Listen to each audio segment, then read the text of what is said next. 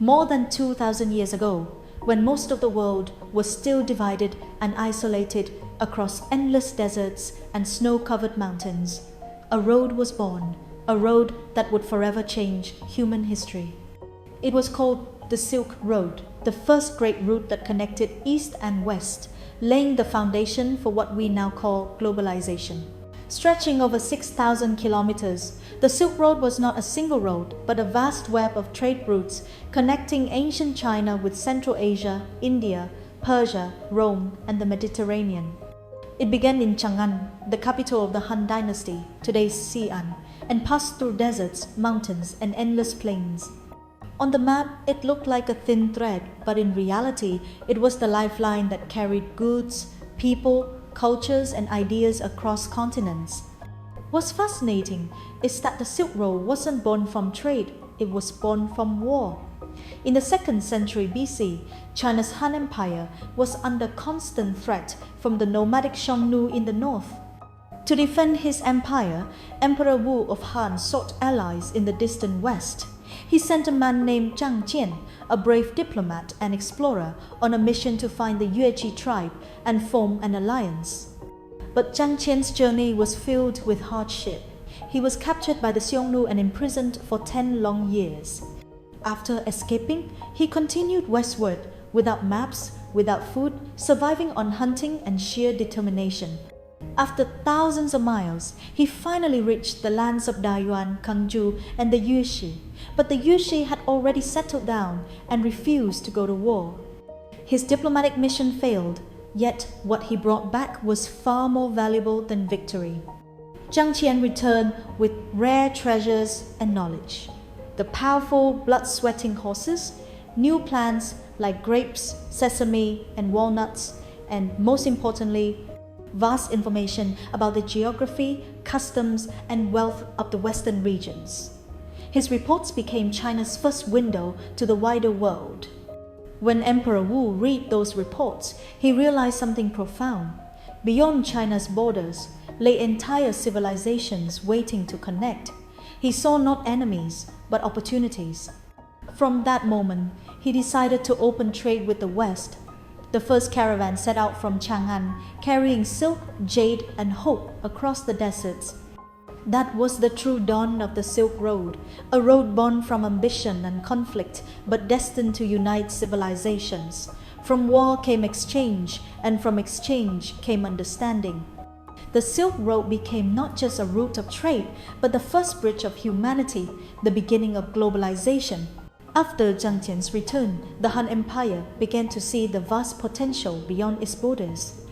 Between China and the Western lands stretched a world full of opportunity, new cultures, new goods, and new knowledge. And so, for the first time in history, caravans were sent westward. From the capital of Chang'an, merchants and travelers set out across the vast deserts of Taklamakan, over the snowy Tian Shan mountains, and through the scattered oases that dotted Central Asia. The journey was long and brutal, threatened by sandstorms, bandits, and thirst, yet every step forward was a step toward connection. The caravans carried silk, porcelain, tea, paper, and jade, treasures from the east, and brought back grapes, sesame, walnuts, horses, glassware, wool, and precious stones from the west. Trade flourished, and for the first time, civilizations separated by thousands of miles began to touch. Among all the goods traded, silk became the soul of the road, a shimmering fabric that captured the imagination of the world. To the Romans, it was more precious than gold. They called China Ceres, the land of silk. Nobles and emperors paid fortunes for the soft, flowing cloth that seemed almost alive in the light. In the East, silk was a source of national pride, a symbol of craftsmanship and mystery. The Chinese guarded the secret of silk production closely, punishing anyone who tried to smuggle silkworms or cocoons out of the empire. For centuries, China held a monopoly over the world's most desired material. But the Silk Road was never just about goods, it was about exchange. Alongside every bundle of silk and bag of spices traveled stories, languages, faiths, and dreams. Oases along the trade routes grew into cities. Khotan, Samarkand, Bukhara, Merv, and Balkh, once small rest stops, became thriving crossroads of culture. Here, Chinese merchants met Persian traders, Indian monks met Arab scholars, and Roman envoys met the East for the first time. In these bustling markets, humanity began to trade more than material goods. It traded ideas, beliefs, and friendship. Through trade, the world became smaller. Across deserts and mountains, the Silk Road wove together the dreams of empires. Every grain of sand on that road carried a footprint of courage, proof that curiosity and connection were stronger than fear. For centuries, the Silk Road enriched not only the empires it touched, but also the human spirit. The most precious thing it carried wasn't silk or gold, it was understanding. At its height, the Silk Road became the beating heart of the ancient world, a vast network that pulsed with life, culture, and trade. From the 1st century BC to the 13th century AD, goods, people, religions, and ideas moved along its dusty paths, weaving together the destinies of East and West. Chinese silk, porcelain, tea, and paper traveled westward, while Persian carpets, Indian spices, Roman glass, and precious stones made their way east. Every journey across the sands was an act of faith, faith in survival, in profit, and in the promise of connection. Cities rose along the route, turning barren oases into thriving centers of civilization. Samarkand, the jewel of Central Asia, became the crossroads of the world, a place where Chinese, Persians, Arabs, Indians, and Romans traded not just goods, but knowledge and belief. Its markets were filled with the sound of languages mingling, coins clinking, and prayers from every faith rising together under the same sky. Through this road, Buddhism spread from India to China. Monks journeyed through deserts and mountains, building temples and monasteries along the way. The most famous of these, the Mogao Caves in Dunhuang, still preserve thousands of ancient paintings and scriptures, blending Indian, Persian, and Chinese art into a single vision of faith. But religion was not the only traveler. Along the Silk Road moved inventions that changed the world. From China came paper, gunpowder, and the compass, three creations that would shape the future of humanity. Paper allowed knowledge to be recorded and shared. When it reached the Arab world and later Europe, it ignited revolutions in education and culture. Gunpowder, first used for fireworks, transformed warfare when it reached the West. And the compass, a small tool born in China, became the key to global exploration, guiding sailors across unknown seas and into a new age. Beyond these famous inventions, hundreds of other ideas crossed the Silk Road: metallurgy, glassmaking, printing, music, medicine, and mathematics.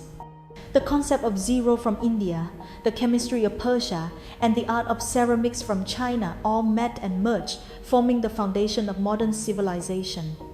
Knowledge no longer belonged to one people or one empire, it became a shared inheritance of humankind. The Silk Road, in truth, was not only a trade route, but the first great university of the world, where merchants were teachers, travelers were messengers, and every encounter was a lesson that made humanity wiser. For centuries, the Silk Road was more than a trade route, it was the intellectual bloodstream of humanity. Along its winding paths, across snow-capped mountains and scorching deserts, ideas, faiths, and technologies traveled freely, reshaping civilizations on both ends of the world. Every caravan that crossed the desert carried not just goods, but languages, art, science, and belief. Along this road, the great civilizations of the ancient world truly met.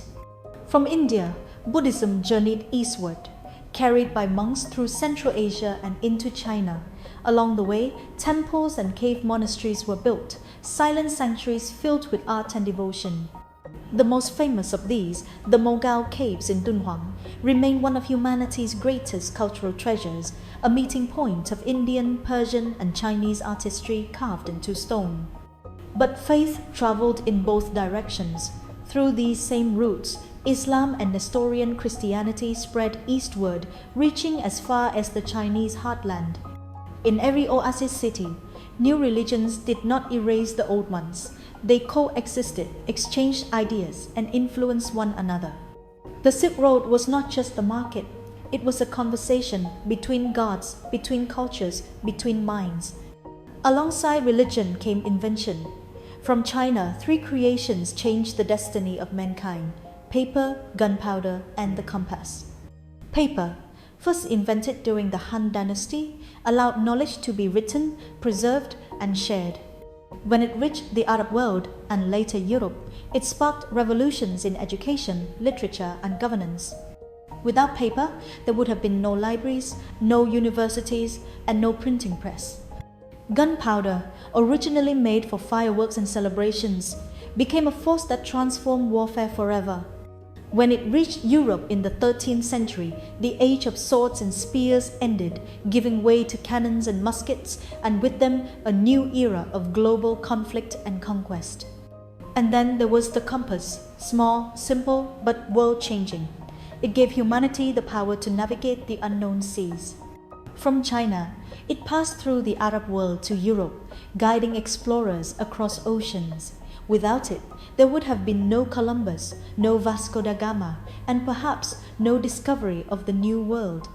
Beyond these, countless other technologies traveled the Silk Road: metallurgy, glassmaking, pottery, music, perfumery, mathematics, and medicine. From Persia came the art of distillation and chemistry. From India, the concept of zero, and from China, the mastery of paper, ink, and porcelain. Every culture added, improved, and shared. Knowledge no longer belonged to one kingdom or one race. It became the shared heritage of humanity. The Silk Road, more than any school or empire, became the first global classroom, where merchants were the teachers, travelers were the students, and curiosity was the only language everyone understood. For over 1,000 years, this great exchange of ideas made the world richer, wiser, and more connected than ever before. The Silk Road did not just move goods, it moved civilization itself. But every great story has a shadow. The Silk Road, which once united continents, also carried death across them. Along with goods and ideas came the unseen passengers, disease. In the 14th century, the same caravans that carried silk and spices also carried rats and fleas infected with the plague. The Black Death spread from Asia to Europe, wiping out between 75 and 200 million people. Cities fell silent, empires trembled, and the greatest trade network in history became the pathway of death. As the centuries passed, the road began to change. The empires that once protected it fell into decline. Bandits and wars made the journey dangerous. Harsh deserts buried old cities beneath the sand, and one by one, the great oases turned into ghost towns. In the 15th century, the Ottoman Empire rose to power and cut off overland trade between Europe and Asia. Meanwhile, China under the Ming Dynasty turned inward, closing itself off from the outside world. The gates of the Silk Road slowly shut. But the end of one road became the beginning of another. With the fall of the overland routes, humanity looked to the sea. In 1498, Vasco da Gama, a Portuguese navigator, sailed around the Cape of Good Hope and reached India, opening the first direct sea route between Europe and Asia. The age of exploration had begun. Silk and spices now traveled by ship across oceans instead of deserts. The maritime routes were faster, cheaper, and safer. Trade shifted from camel caravans to sailing fleets, and the old Silk Road, after more than 15 centuries, finally faded into history. Yet its spirit never died. The Silk Road had done more than move goods, it had moved minds.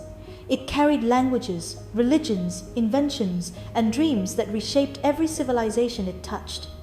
In its dust lay the roots of our modern world: diplomacy, globalization, and the idea that all nations are connected.